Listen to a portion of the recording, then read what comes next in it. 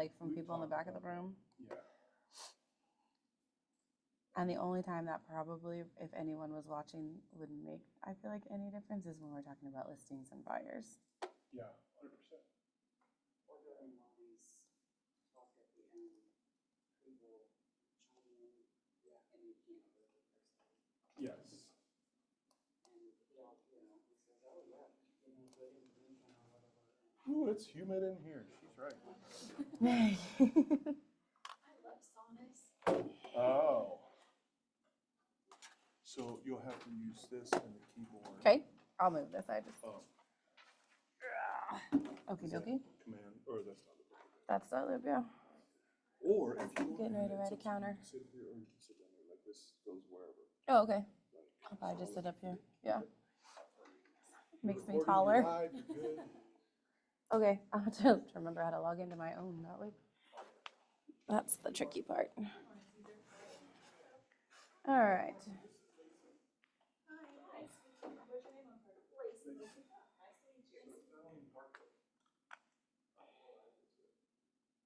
Whoa, sorry.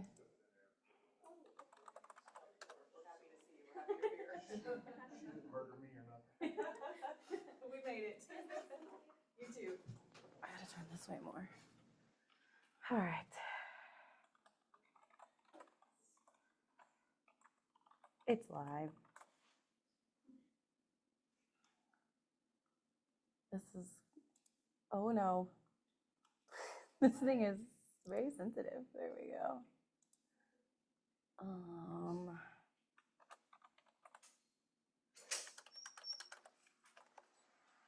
Let's see. Well, I must have used the correct password, so that's a start. 0720607.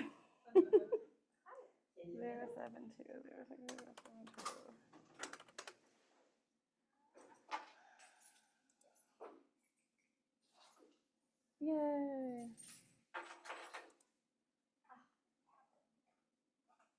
Okay, so you will want to start by being logged into your Dotloop. So once you are logged into Dotloop, the goal for this is having these templates and folders prepared just causes a lot of simplicity. Then you can just go right in when you have a listing or a buyer, and you can pull these forms into your loops from the template, and it's ready to go, mostly already filled in because it saves, and it also just saves you a ton of time. Now, at the end of each year when the new forms roll out, you have to change your forms and your templates because they do not change. So if you have templates made, you do have to go update those and refill them, but it doesn't take time. It doesn't take very long. So, good morning. Good morning. Okay, so once you are in, is everybody logged in now? Logged in, yes, logged in, almost logged in. I know, sorry. You are fine. Shut off my music here. So where do we go to? Once you log into your Dotloop, if you go across the top here by your name to templates, you click on templates.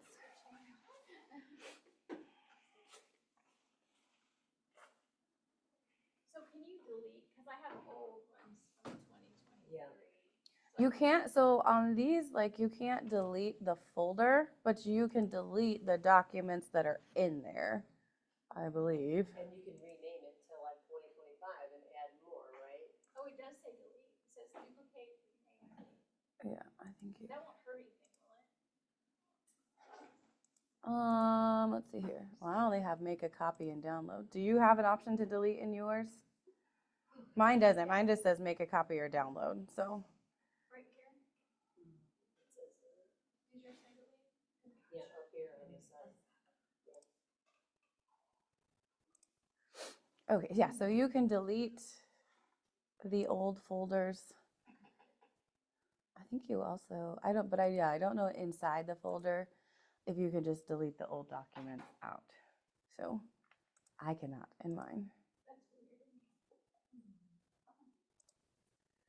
So yeah, because I don't really, this is not mine. Okay, now is everybody logged in? I'm waiting. Okay. We're spinning. So once I kind of show you this a little bit and go over it, then it's kind of you just pulling in what you need, or I mean, we can go over what you think is, most important for each in a buyer folder and in a listing folder. So, because I pull in extra docs that you're not going to use on everyone's like listing, but it's good to have them in there so you don't have to go search for them later on down the road when you're trying to get something listed. So if we go to documents and we want to start a new template, you're going to create a new folder.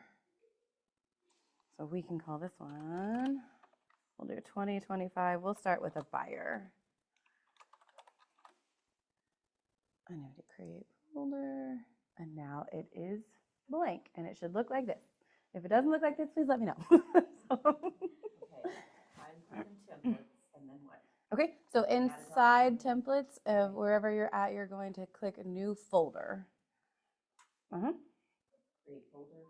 And then you should be able to name it right there. If you hit new folder, it should pull up something that you can name it. I'll come over there. What do we want to name it? We're starting with a buyer folder. So I just named mine 2025 buyer folder.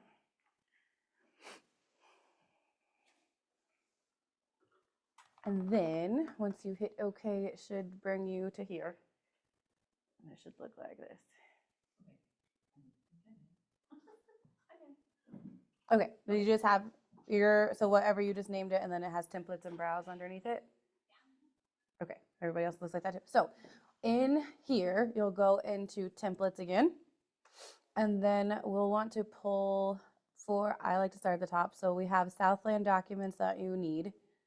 I always put the wire fraud form in there if you close with Coffell. Sorry, so that should be it, I think. If your buyers are typically closing at Coffell, I would go ahead and just put that wire fraud form into your folder. Let's see here. And then Is it under wire fraud? yes, just wire fraud. I think mine says wire fraud 2 or whatever. Check it. Yeah, just check it.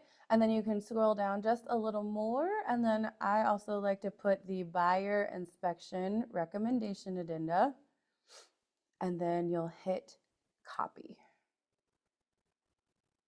And then you can click OK because it should say it imported 2 items into this folder. So on the buyer inspection addenda, so this is what we'll go, you're going to open that itself. Okay. And then down here at the bottom where it has the buyer lines, you can, I got to turn this way because I cannot see on the glare. So if you, just like you were actually doing one, I always go here, click add signature, and you're just going to add it. And then add signature again. And you're just, good morning. Good morning. They're going to add it and hit save. Even though there's no name, you just say add signature. Yes, just add signature and save. Okay, great. And then you can go back here. So I'll show you now. We'll move on. So now whenever you open these folders, this one, when you have a new loop, and we'll go through what that looks like too. So when you have a loop, you'll just go to templates 2025 and find the forms that you need. When you click them and add them to your loop, then all of those signature fields will be filled in already. All you have to do is click it and assign it to the person instead of pulling a signature down and all that stuff. So it'll be there. So now we'll go on and we're going to go into the 2025 residential forms, KCRAR 25 residential forms. Gives you a lot of options over there. So, and then from here, let's see here. Typical, I would start with the buyer agency agreement. So if you start typing buyer agency, it should have an exclusive buyer agency contract. And then a change form, I like to have that on hand just in case anything changes with your buyer form. Where do you type? Like, search. Yeah, just up at the top. Scrolling through. Yeah, just search at the top buyer agency. Exclusive buyer agency. I did the exclusive buyer agency. and change form. Yep. Okay, wait a minute. You did exclusive buyer agency and. A change form. Change form. Uh-huh. Okay, so you didn't do, And if you, I mean, you're more than welcome to add a cancellation in there just in case, like if you need to pull it really quickly, but it's a pretty, the hope is that's a very uncommon form and you don't have to cancel your buyer agency, so. exclusive buyer agency Yes. contract. Exclusive buyer agency, yes, and then the, What was the other one? a change form. Change form. Is it automatic like that? It will, I haven't Okay. fully, yeah, I haven't, so I backed out of that, I didn't hit save yet, It disappeared. so, you know, you're fine. So What is the then, change form one? a change form is just like if you need it, it should say change form or revision of buyer Okay, agency. so change form. Yeah, so that if you needed to change anything with your buyer agency. Change form revision. Mhm. Okay. And then I didn't click save yet or anything. All I did was delete that. Then I typed cyber. And then I'm going to do cyber. What did it do? Oh, where did that go? Why is it doing that? Cyber protection of buyers. Yeah, but that didn't. So once we click it, what do we do? I'm like not with it this morning apparently. I've got change form revision of buyer agency like clicked, and then do we? Oh, hold on. Let me go back into where the buyer stuff was. Because now I don't know why it's not adding. Do you say copy to or no? I know why. Okay. Yep. Back up. We're gonna go back in here. We want to, sorry, okay. Scratch all that. Go into your 2025 buyer folder. You're gonna have to go back into that folder. Sorry, it's not gonna let you add it. So I messed up, guys. I told you wrong. So go into your 2025 buyer folder first. Now we're going to over here on the right-hand side, add a document. There we go. Now in your templates, click templates. Wait. Okay. Yeah. I'm with you. And then now from here, you can go down to those 2025 KCRAR residential forms. That's my bad. And then you're going to type in buyer agency, and it's going to come back up. I was like, why isn't it letting me save these? Because I lied to you all. Okay. So your Oh, wait. change form. Exclusive, right?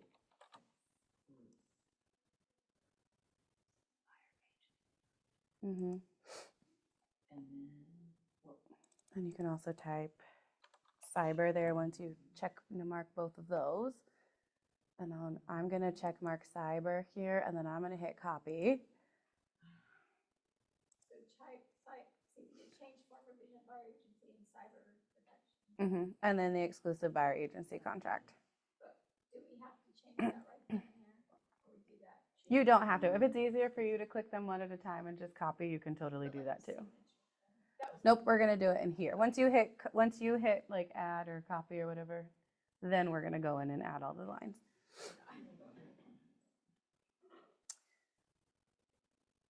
Okay, and then we'll start with cyber because it's the easier one. Did you find the buyer, the last form you had on there? I didn't find it. Exclusive buyer agency? No, I've got 3 of the 5 that you've got. Okay, give me just a second here. Inspection. The buyer Oh, that was inspection under editor, it's under Southland documents. Yes, it's in Southland. So we should have 5, right? Mm-hmm. Oh, wait, I don't know. Wire fraud, buyer inspection.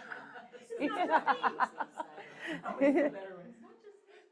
So we have the cyber protection, the change form, the exclusive buyer agency contract, wire fraud, and buyer inspection. Mhm. Yes. Yes, and whichever extra one Marcia has. I did add the cancellation and mutual release. Yes, just in agreement. case. Okay. Yeah, and that one. Okay. So the nice thing here is when you open, like if you open your cyber protection, in the signature here, it already says it's assigned to a buyer. And so on here, you don't need to do anything but hit save. So when you go into a loop, when you add it to your loop, it's going to ask you to autofill your buyer's names there. And so the signature is already basically going to be ready, if that makes sense. So, and I'll show you what that looks like too. We hit save. Mhm. you said? Yeah, hit save. Is it supposed to do something? It doesn't do anything. Nope, it's Oh, just yeah. making sure it doesn't change. So now we're going to go into the exclusive buyer agency contract. And this one is completely blank. So we're going to fill from here. So this contract is made between, and you don't need to fill anything right there because that's the buyer. But the third line down is where it says broker, and you can go ahead and fill that with our brokerage's name. If I can type.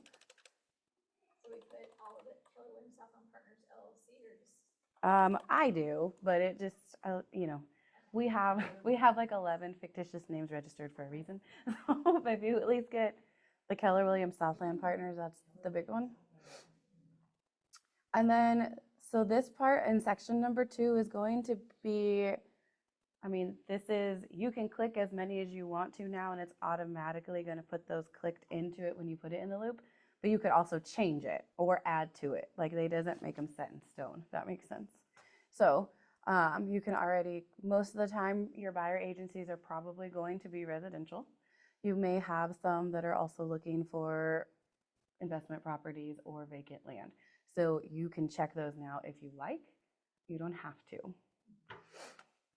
The general location, that is client specific, so I don't ever fill that in beforehand.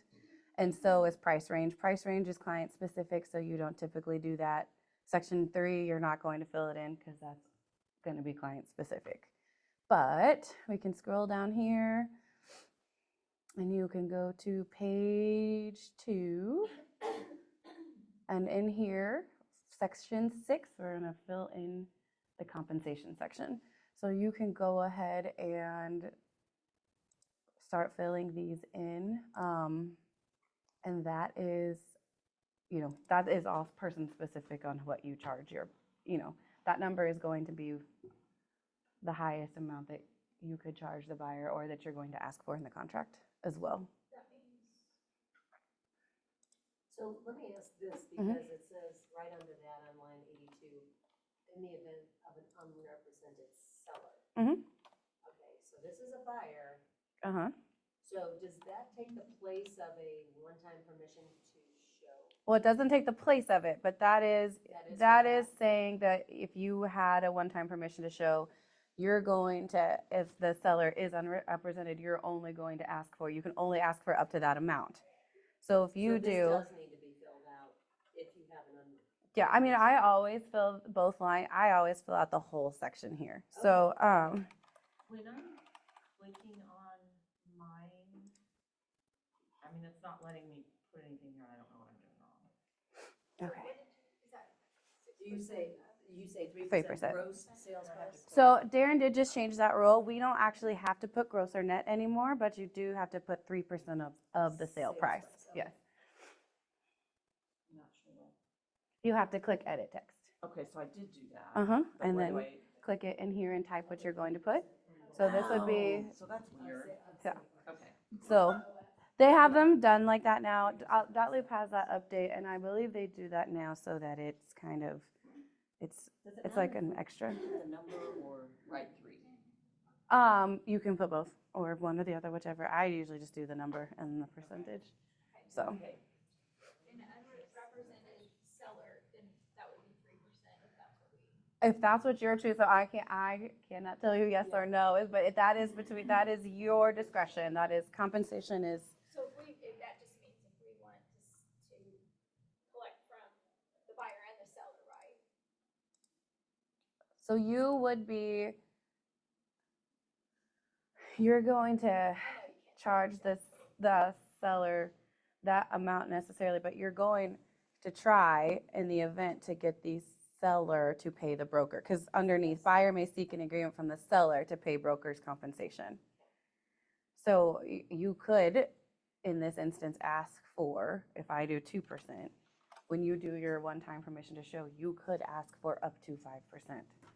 But most of the time, you're not going, you know what I mean? You're probably not going to. And you can also ask your buyer to pay a percentage, which I know Joanna has been able to do before, been able to get a seller or a buyer to pay a percentage of their compensation to her. So as long, because they need to understand when you're filling this out, obviously the goal is we're going to try to get the seller, we're going to ask the seller for compensation. But in the event that the seller says no, your buyer is willing to pay that percentage of compensation to you. Now, you can always change form it to change that number if you had to, if they are willing to pay some. But ultimately, we're trying to get the seller to make that payment. But So you put blank percent of sale price, correct, and then compensation to broker of, the total of those two combined. So like mine's gonna say 3%, 2% for a total compensation to broker of 5% gross. Right. Oh, sorry. Sorry, I'm so used to just saying gross all the Oh, a sale time. price. Yeah, it's just the sale price. Gross is just engraved into my brain, so that's my bad. And it's okay just to put of sale price. Correct, yes. Darren has changed that rule. We do not necessarily have to specify if it has to be gross or net. So,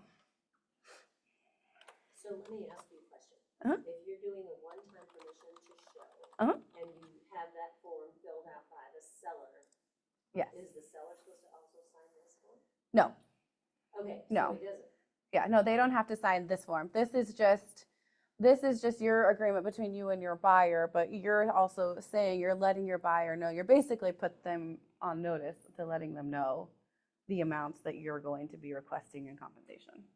Okay. But on your one-time permission to show, you can ask for up to whatever that you have agreed to on this. You just can't go over that. You can go less, but you can't go more. So. And then if you do an admin fee, you will check that box down here and other compensation. When you are filling that in, please make sure that you are specifying that it is an admin fee of, and make sure that your dollar sign is in there, please. Because I know Darren has made this before, that could be, it says admin fee, but if you just put 400, what is that, pennies? Is that dollars? Is that lollipops? Do what? how did you word it? Admin fee, yeah.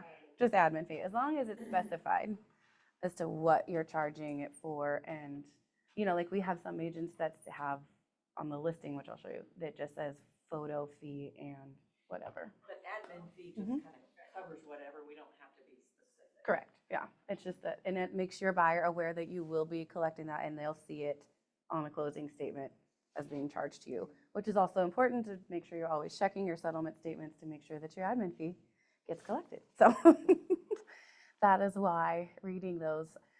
We don't do this section here on B as far as a retainer. You can do them, but we have not run into that yet. It's the follow-up on being able to collect for a retainer that could be really tricky at the end. So we haven't done that. On section D on page 2, everyone does this a little differently. I am just trained for 90 days after termination that you would seek compensation and that you would notify the buyer within 99 days, because that gives you 9 extra days. If they were to do something on day 90, then you almost have 10 days to get them something in writing that says, you do owe me compensation. Does that make sense? Kind of like, that one's kind of tricky. I don't know that many times that anyone ever has to use that, but it comes up occasionally. So. Okay, nothing on page 3, and then, and you don't have to do anything here on the initial forms, because when you actually are putting it into your loop on your buyer loop, it's gonna auto pull that stuff in and already put your client's initials in those spots, which is great. On section 8, we are just going, no, we do not do buyer agency, we are a designated. And then yes to transaction broker. We do not do dual agency here. And then, yes, we consent to designated agent, and yes to a designated agent for the seller. I have a question. So if I'm writing one right now that I'm not really representing either one of them, Okay, I'm just doing their paperwork, okay. does that make me a transaction broker? Not necessarily. We typically use a transaction broker form if you are representing at least one side. Yeah.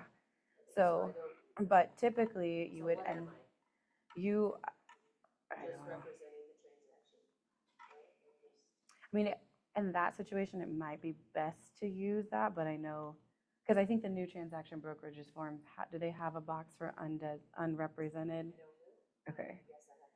Because it used to say, like, which side do you represent? And most of the time with the transaction brokerage form, you were probably representing both sides, and then it made you neutral. So if they have on a transaction brokerage form an undesignated, you're just going to check that on both sides. Because you're not really representing anybody. Right, correct. So section 14, you can pre-check that one to save. We're on page 5. Yep. Line 248. Down here at the bottom, again, you'll add our brokerage's name. Oh, and then I'm in cap locks.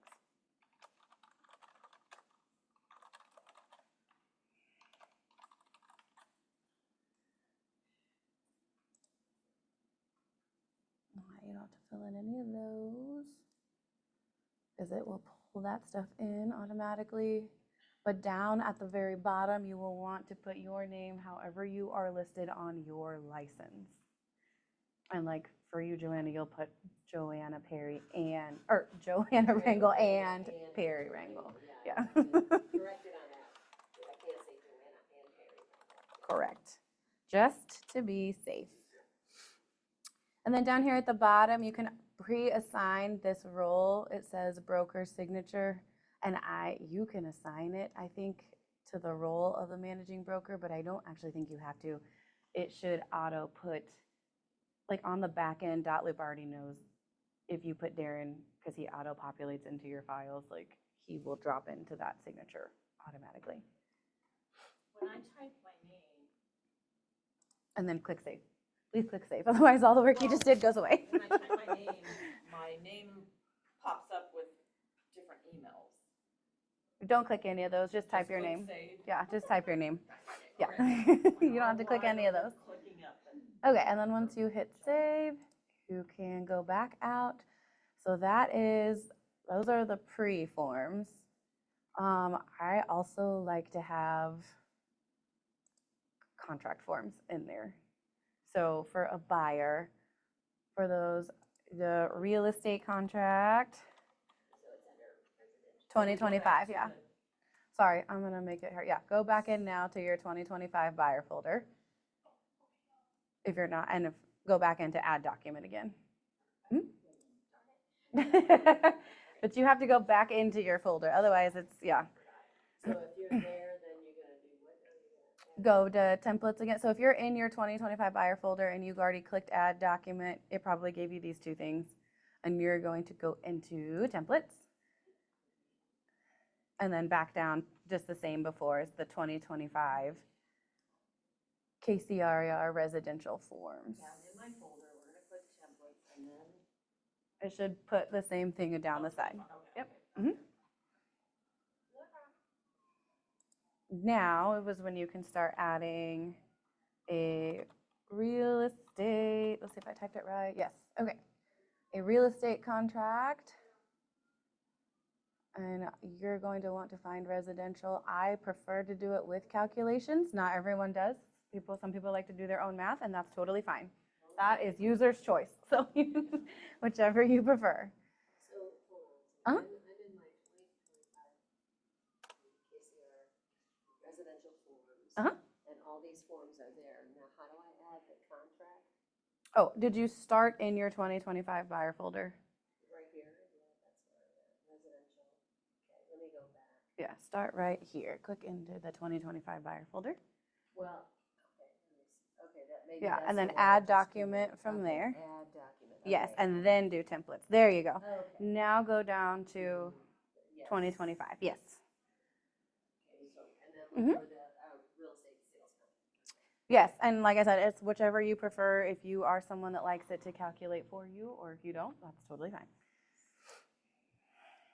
And then once you have that, I would also add a counter offer addendum just in case. Sometimes you're going to counter, sometimes the seller is, but you never know. So Which one is it called? I like to use the counter offer addendum with calculations.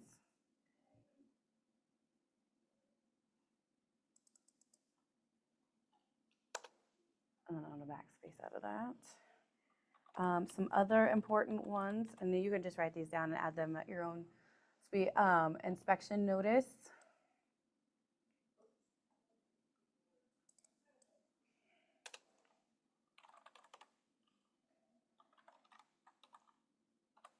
And then, and in its present condition.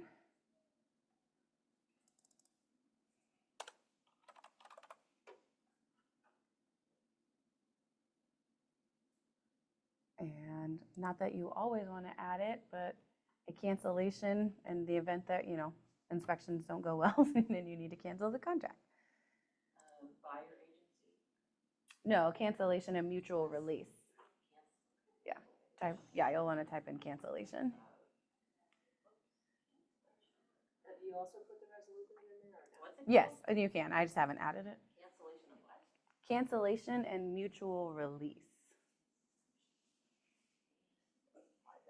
Okay, Yes. thank you. I'm like, okay. So it did 5 for you, which is perfect. So what was the very first one you said? I'm sorry. Oh, no, you're fine. The very first one that I did, because I took mine out of order. So I put a real estate contract in there. I put a counteroffer in there. Inspection notice and resolutions. Resolution? Which I didn't add that, but I Okay, was will. gonna say, I didn't have that. Yeah. Okay, so I'm gonna go back.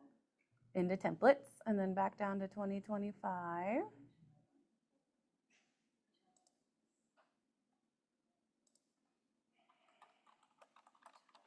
Type in Is resolution. that what you said? And you want resolution of unacceptable conditions.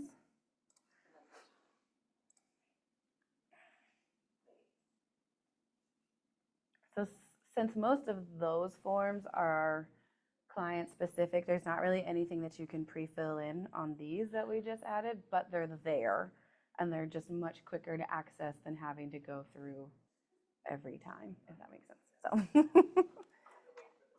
Last time we did this, I could not compute any of it, but Yeah. now I know a little, at least enough to, it's a lot.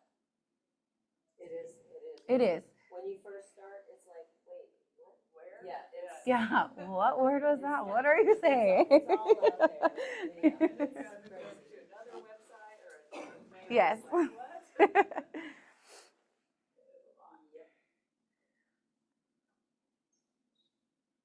So those should be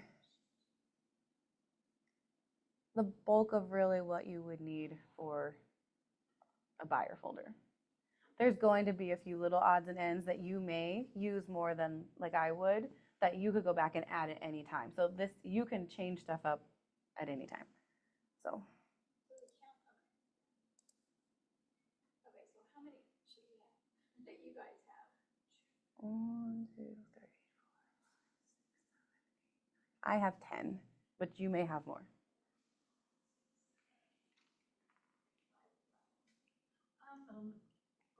I didn't add a cancellation for a buyer agency, which you guys may have, so you might have more. So What about, isn't there a form that we use to explain the buyer, Oh, you're talking about like the Kansas, Missouri? the Missouri brokerage thing, yeah. yes, and you can add those. So I believe most of those are going to be under, the Missouri brokerage form should be under the Southland. Oh gosh, it's way down there. Okay. I don't think that one's been updated. Missouri, no, and there is one inside of KCRR docs, but it is blank, so every time you do have to put our brokerage's information there So or Missouri pre-fill it, which you can also do. brokerage. The Missouri broker disclosure form for Southland has not been updated since So don't use it. 2018. I mean, the address is still the same, Do you use that? and I think the boxes are still the same. So I have them sign that. I send the Missouri broker disclosure form to them when they're signing their buyer agency agreement. So in the Missouri broker disclosure form, since we just added it, if you open it up, I think these are, the form looks different now, but it's the same form, if that makes sense. Like, and we've already got it pre-checked for transaction, brokerage, and designated agent because those are the authorizing relationships that this brokerage uses. Now, is that under South Lane Valley? Yes, it's towards the bottom. It's pretty far down there. So, but when you're in here and you have this form, you can add like initial forms. And I just put 1 or 2. Oh, sorry, I should have sat on the other side. This is pretty far over there. And just, And then you can assign it to the buyer. This is the one of the ones that you actually have to do, assign to the buyer. okay, so I've added a couple. And then what'd you do? When you click into it up here at the top where it says assign, I do assign to, and yours probably says no one or anyone. And then underneath, or you should be able to do, there should be an arrow, click over that you can assign to buyer. Where it says roll? Mm-hmm, yes. Oh. Click the wrong thing. Mhm. So it'll automatically, like, how do you know? I will show you here in just a second. Sign field. Before we do a listing side, because I'll let you I'll show you the listing stuff and then I'll let you guys kind of add yours and just kind of walk around and have questions while you're filling it in. So, because once you get this side done, once you can get one of these done, it kind of makes the next one not so bad. So, yes. So if you want, so now that we've gotten these added, I'll just show you this. I'm going to go into loops because I'm going to show you one in action, basically a form. So we hit save. Yes, always hit save. Even if you click it multiple times, it never hurts. Always click save as many times as you can. Okay, so we're going to go into, let's see, I have multiple ones open. That's not what I want. I have one, I want one that's closed.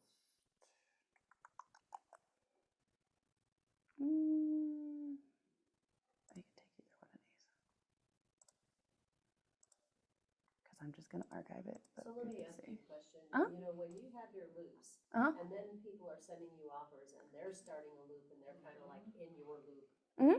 it seems to get a little confusing because they put the address and you have the address because it's a listing and you have the address and you might have the address and say listing and then their name, but then so how do you keep that separate or is there not a way? I mean, as you just have to kind of have your own system. So the way that I know that it's mine versus when someone else says it or sends it, like another side sends it, is mine always especially once it's under contract if it's a buyer. But for a listing, I always have the address, the client's last name in all capital letters.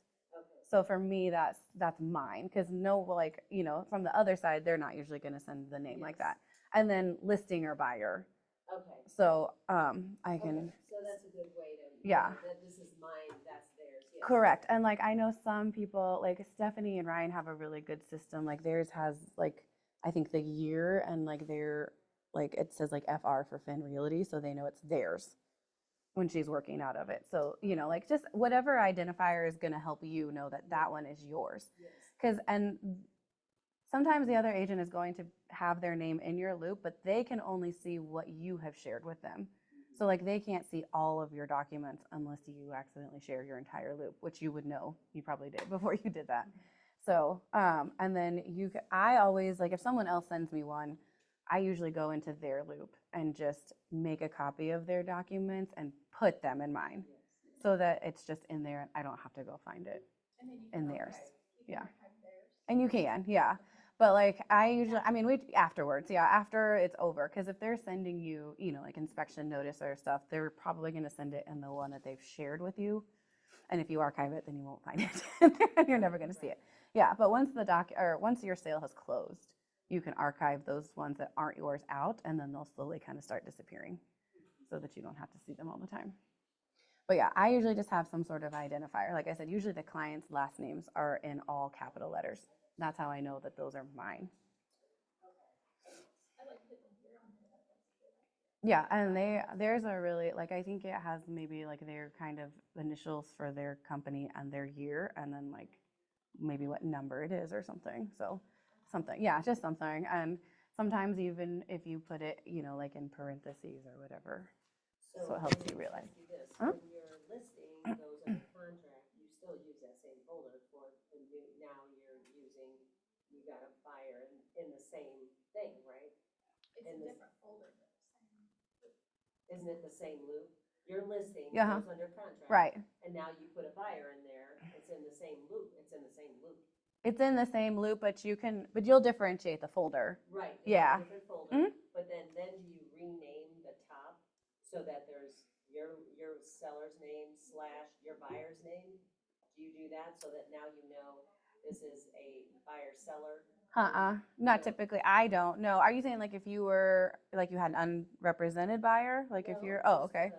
Another buyer, so the buyer is from, Platinum or wherever, Hmm. but, so now they're in my loop, the buyer is there, their name, Yeah. because I have a contract from them. Right. But you don't change the name of your loop. I ever. don't. Nope, Okay. I don't. Not once. The only time I finally changed the name of the loop is with the buyer when a buyer goes under contract. Because before it goes under contract, it just says their name Yeah, there's and no it's a buyer. address. Yeah. Once we have the address, then I put the address and their last name in all capital letters. Okay, Yeah, I don't ever Alright. add the other side's name just to keep it clean for me. well, I used to have a transaction coordinator that changed it to the buyer seller, and Hmm. it just got confusing. Yeah, and everyone does it different. You know, like if that was a system, like that must have been a system that worked for her because then she knew exactly which one. But for me, working out of them, like to know that this is the folder that I originated, this is my loop. Hmm. Yeah, I just leave it. And I usually, like the folder names inside the loop is what helps me. So like when you have your listing folder and then under contract, like I name it, you know, like accepted platinum offer or canceled. You know what I mean? Like that way you know which one to pull stuff from, which helps too. And then I also, which I don't know that everybody does this and try not to get lost in it, but I also rename the docs when they come in. So like once everything is fully signed, then like in here, let's see here, I'll pull one of these up. It's probably may not have anything in it because nothing's been shared.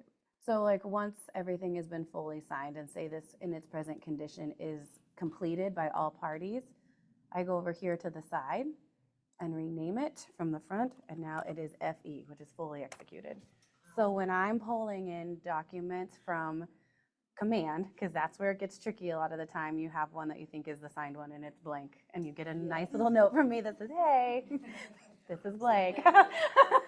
And so like I actually learned this from Tim Crable because he does this. And so like when you have just the listing, like say it's the listing folder, then when you have just your seller's docs, I do seller signed. So seller signed would be like in your listed folder where it's just their signatures only. And then You know fully their signature, executed. But you at least know they're signed because you got that Yes. process, that's good. Yeah, and then FE is when it's fully executed by all parties. It just helps. Yes. It's just helpful to have. Okay, so I'm going to use this one as an example just so that you guys can see what now so your new folder, we're going to say that this was a buyer. So I'm going to put buyer folder. Normally it will already say this in your stuff, but when you go into your templates now, say this, you're just starting a brand new loop. Okay, so pretend you don't see any other documents in there. I'm going to go into this 2025 buyer folder. I'm going to pull the Missouri broker form, and for now we'll just say the exclusive buyer agency, and you copy them in, and it's going to drop them for you into the loop. And when you open it, it should tell you buyer 1, buyer 2, and buyer agent. Now, if you've already set everything up in command and it's started this transaction, because this was a listing and not a buyer, kind of messed that up for you guys, but like it should already have like the client's name in these spots. The only thing that you might have to eventually change is like putting your name under buyer agent. So, and then let's see if we can make myself the buyer here. If I go ahead and hit autofill, it's good. That's not a good sign. It didn't do it. Well, it did. Okay, so here's what it did do. Everything that we filled in is still in there. And like my initial, see, it's already showing, my initial is already ready to sign, everything that we filled in. Yeah. So normally it's gonna try to fill in this part right here. And the only thing that you would have to maybe edit when it puts their name in is their marital status. But it should have already put their name in there for you. So this is so helpful because when you're brand new and everything is like Greek, you really, this is, I know that this might seem easy for people that are real techy, but for me it was very hard. But now doing it after years, it's like, wow, it's just so, you know, it's not Yeah. that hard, but in the Well, and beginning, this, I it's mean, very hard. this takes, once you set this up, I mean, this takes a whole nother, like, piece off of your plate, because once it's set up, I mean, you just click, click, click, drop, change anything that you might need to, but other than that, I mean, it's ready to go, and I can knock out most listing docs in 10 minutes, maybe. Whereas it took Or hours less. before. Yeah. Hours. As long, yeah, I mean, Hours. like I was telling Alex when he was in here, I mean, the thing that takes me the most time is when I receive something from a client that says, can you get this ready? It's finding it in Realist to find the age of the house, like does it need lead-based paint, you know, that kind of thing. But a buyer agency setup, when they say I have a buyer, I mean, I click the 4 documents that you need to start off with and autofill, and everything's already filled in. I'm like, okay, it's ready, you know, like 3 minutes. It's just gonna save you a lot of time. And you don't have to search, and you don't have to pick. You can just click what you need and go. So, so now we're going to do the same thing, and I'll kind of let you guys lead on your own. We're going to go into templates again, and you're going to go back up to the top, yeah, by your name over there, click templates. So we're in our buyer, 2025 buyer folder. We're going to do the listing side now, and I'm Okay, going to so- kind of let you guys run with it a little bit, and So then. where do we start again? Okay, up at the very top of the page where your initials are, go over to the left one, and those little papers should be templates. Okay. Yep, and then you're going to click new folder. Okay, and this is going to be your 2025 listing. And you can name it whatever you want. I'm just going to do 2025 listings. And then create folder.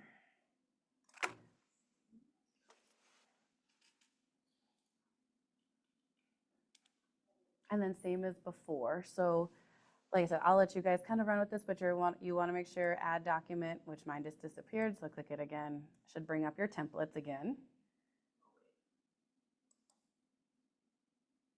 And then Oh, templates.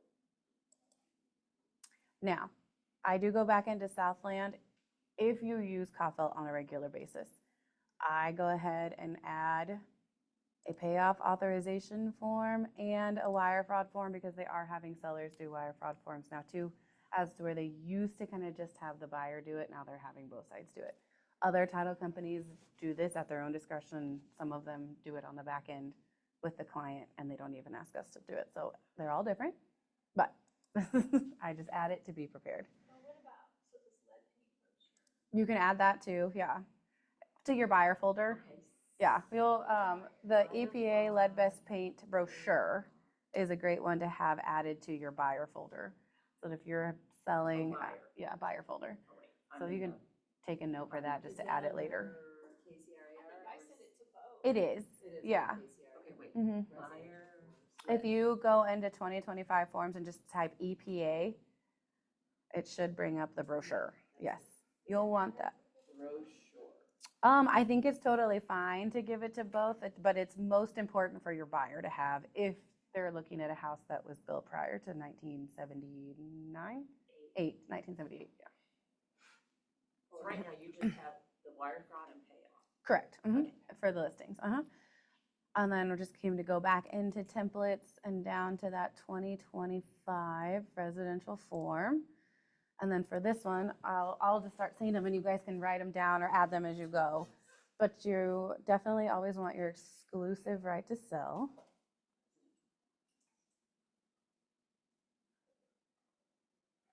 And a seller's disclosure. The residential one is obviously the most important, but you can always put the land one in there in the event that you do have an acreage And I know the office rule is kind of up in the air, but ours has always been 5 or more acres. So exclusive right to sell. Uh-huh. And then, what was the next one? A seller's disclosure. Residential for sure. You can add land if you like. So if it's on 5+ acres, then you do land And yeah, house, because you'll have the house. And then 5+ acres, at least 5 acres or more, you'll want a land disclosure for that land. And where's the seller's disclosure and condition? Correct. And there's Land. multiple, yeah, there's multiple ones. I think there's one for condos, there's one for residential, So there do is land and one residential. for, yeah. Right now. Mhm. And then what did you say about 5 acres? If you are selling a residential property that has 5 acres or more, Mhm. and you're the listing agent, you'll want to have a seller's disclosure for land as Okay. well as residential. Okay, You'll need both. because I possibly have, they're not selling they don't want to sell their house yet, but they want to sell 5 acres. So you'll just do a land disclosure. If there's not a house on it and they're just selling acreage, you'll just do a land disclosure. Okay. Yeah. You would only do the seller's residential if there was a structure, Right. house on it. Yeah. Some other things that are important for your listing one would be a lead-based paint disclosure. Now they're called, I believe, a wastewater Yeah. addenda. Who knew they changed that? It's like, where is the listing? Yeah. I'm gonna put this up here. Septic system thing, yeah. I'm thinking wastewater. Whoops. Listing documents. Okay, and I'm gonna go ahead and put one of these in so we can pre-fill an exclusive right to So sell. we need a lead one for that? You can put it in your listing folder just so that it's ready if you needed, and the brochure, yeah.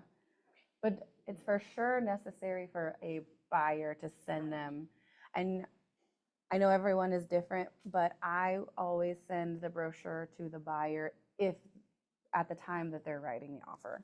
So like when they see that the house was built then you can either give it to them when you're showing them the house, email it to them because it's in here, or when you're writing the offer. Okay. Was Mhm. there another one? Is that, we just added that one. Good morning. Hello. Okay, and then I'll do seller.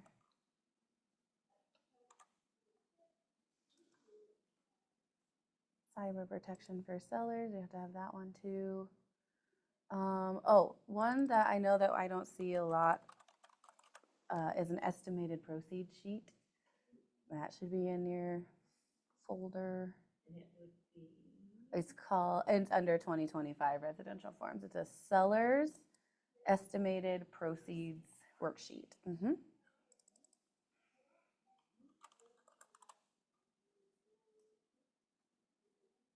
Seller's disclosure. Seller's disclosure. what else?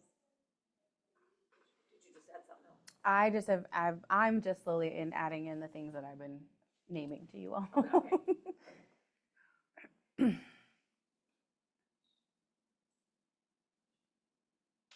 So what on the left side, where 2025 KCRAR forms is, up Mhm. above on mine anyways, is the listing documents. What are those? Is that something we just don't use? So a long time ago, Oh, okay. well, it's the Missouri brokerage disclosure form again and the Kansas real estate form. That's the only thing in there. Okay. Some of these are pre-made from when Southland set up Okay. their admin account, and they added stuff. And unfortunately, you can't get rid of any of these. So Okay. I was just like, Southland, what is that? I have Okay. no idea what version now is. I've never used version now. I don't, it's Okay. not one that we ever, it has a lot of associate forms in it, which I guess if you needed them, you could do, but they're outdated. So I wouldn't go in there and look for anything. Okay.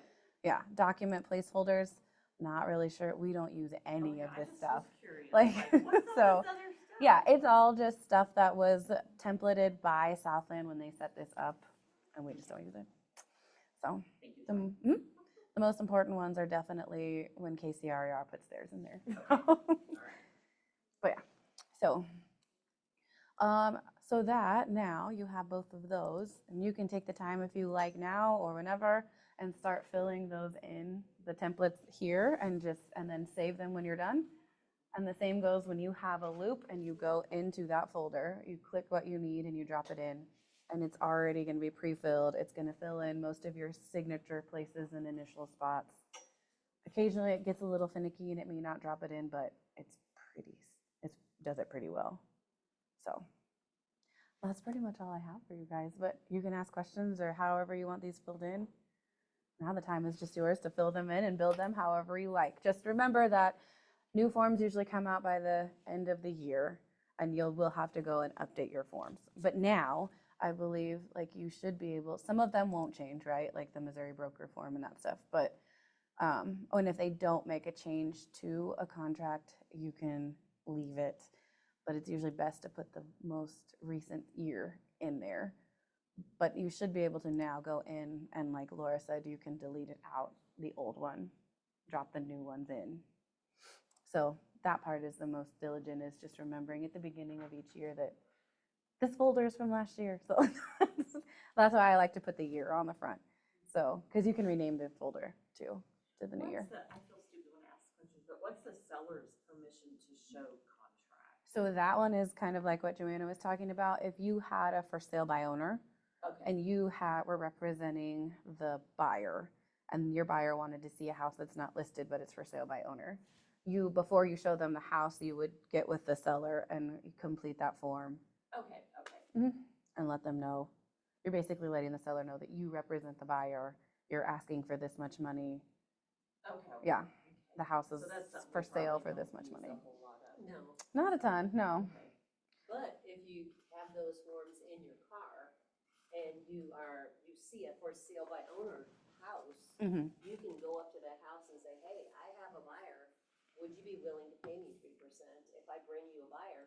Have them sign it and then go tell your buyer about it. And then, but if you don't have that form with you and your buyer's with you, you can't show them because you're not. So Did not mean to do that. It is good to have, and I keep them in my car. It is good, yeah. That is one that it is good to have. It never hurts to have. Do you have a copy of almost all of your forms, like a little folder? A buyer's agency now too, since you have to have a buyer's agency sign before you can show. I do Yes. have that one too. Yeah. Okay. Yeah, because like, mine that I just did, she didn't do Dotloop or anything. So Mhm. everything I had was hard copy. So like I got, I have a oh lot my of gosh. those. So I got hard copies and then I got stuff in, everywhere that I don't know. I need to Yeah. delete the ones that aren't signed. I got so much stuff right now from just this last deal. Because I have paper and I really I kind of want to keep them for like just examples. Well, when you have paper though, you have to upload them to your Loop. They Mhm. are, I mean, it's all in And there. then get rid of all the ones that are not signed. Yeah. That's where I'm at right Yes, now. archiving them helps because then you're not Yes. looking at multiple I versions have of all stuff that that's nonsense not. now. So like on Yeah. my computer, I got all these. But that's also why I rename them Yes. to fully executed. That way, that one is the one that is 100% done. Like, so that helps too. But then that's just how you can, like you said, clean up your file, because then you can archive, what's not signed, then everything that's in there. Otherwise, It's you pretty. keep opening it up and looking at it. Oh, that one's Mhm. not signed. You open Yeah. it, oh, that one's not signed. Well, just archive you silly thing, and then you don't have to keep Yes. looking at it. Yeah, I didn't think to do that. I'm learning. Designate. Yeah, that's helpful. Yeah. Don't feel bad for asking questions. Yeah, No, for you sure. don't ever feel bad for asking questions. It's good to Oh my ask gosh, questions. I'm still yes. asking questions. Yeah. Joanna's still asking I'm questions. still I know it asking. honestly makes me feel better because like you guys have been doing this for a really long time and And you're we're still asking. yeah. It does make me feel better. But Yeah. it's very confusing.